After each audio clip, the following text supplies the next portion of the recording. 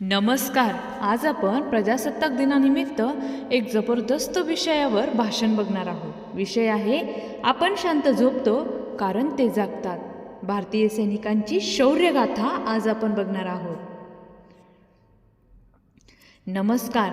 आज मी तुम्हाला फक्त भाषण देणार नाही तर तुमच्या मनाला स्पर्श करणारी एक सत्य कहाणी सांगणार आहे.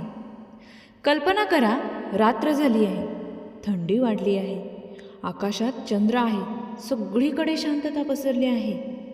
तुमच्या घरात आई आपल्या मुलाला अलगद चादर घालते, बाबा दिवा बंद करून झोपायला जात आहेत. तुम्ही मोबाईल बाजूला ठेवून गाढ झोपेत जात आहात. संपूर्ण शहर निवांत झोपलं आहे, पण त्याच वेळी हजारो किलोमीटर दूर बर्फाने झाकलेल्या डोंगरावर उन्हे तापमानात एक जवान बंदूक हातात घेऊन एकटाच उभा आहे. डोळ्यात झोप नाही, पाय गोठलेले, हात सुन्न झालेले, श्वासातून धूर निघतो आहे, पण तरीही तो हलत नाही. तो जागाच आहे, कारण आपण झोपलो आहोत ना.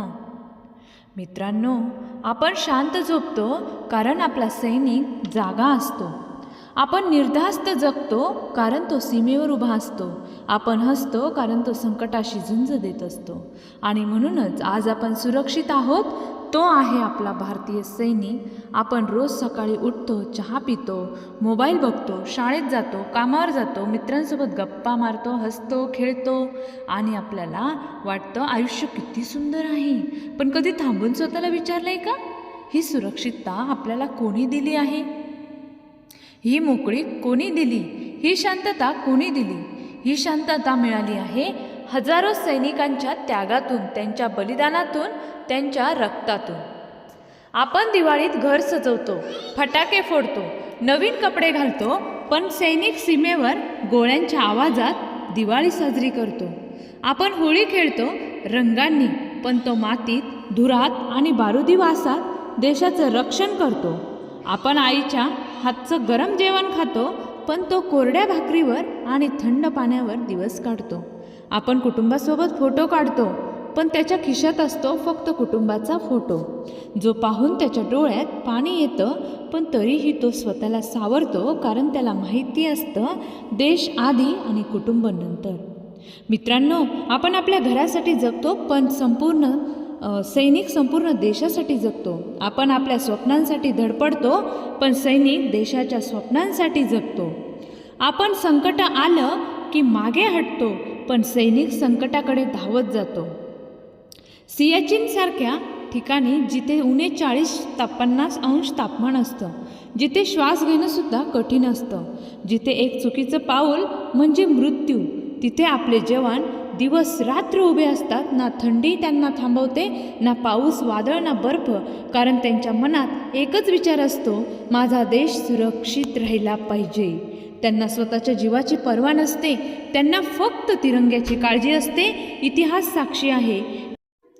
1947, 1965, 1971 कारगिल, प्रत्येक वेळी शत्रूने भारताकडे वाईट नजरेने पाहिलं आणि प्रत्येक वेळी आपल्या सैनिकांनी छाती ठोकून उत्तर दिलं. कारगिलच्या युद्धात शत्रू डोंगरावर होता आणि आपले जवान खाली, तरीही त्यांनी हार मानली नाही. गोळ्यांचा वर्षाव होत असताना त्यांनी एक पाऊल पुढे टाकलं. अनेक जवान शहीद झाले, अनेक मातांनी आपल्या लेकरांना गमावलं, पण तिरंगा खाली येऊ दिला नाही. शेवटी त्या डोंगरावर अभिमानाने फडकला तो आपला तिरंगा आणि संपूर्ण भारताचा माथा उंच झाला. मित्रांनो, सैनिक म्हणजे फक्त गणवेश नाही, तो एक भावना आहे, एक त्याग आहे, एक बलिदान आहे. तो कोणाचा तरी मुलगा आहे जो आईला दररोज फोन करू शकत नाही. तो कोणाचा तरी भाऊ आहे जो बहिणीच्या राखीला घरी येऊ शकत नाही. तो कोणाचा तरी नवरा आहे जो पत्नीच्या डोळ्यातले अश्रू पुसू शकत नाही. तो कोणाचा तरी बाबा आहे जो आपल्या मुलाच्या वाढदिवसाला उपस्थित राहू शकत नाही, पण तरीही तो हसतो, कारण त्याला माहिती असतं माझा देश म्हणजेच माझं कुटुंब आहे.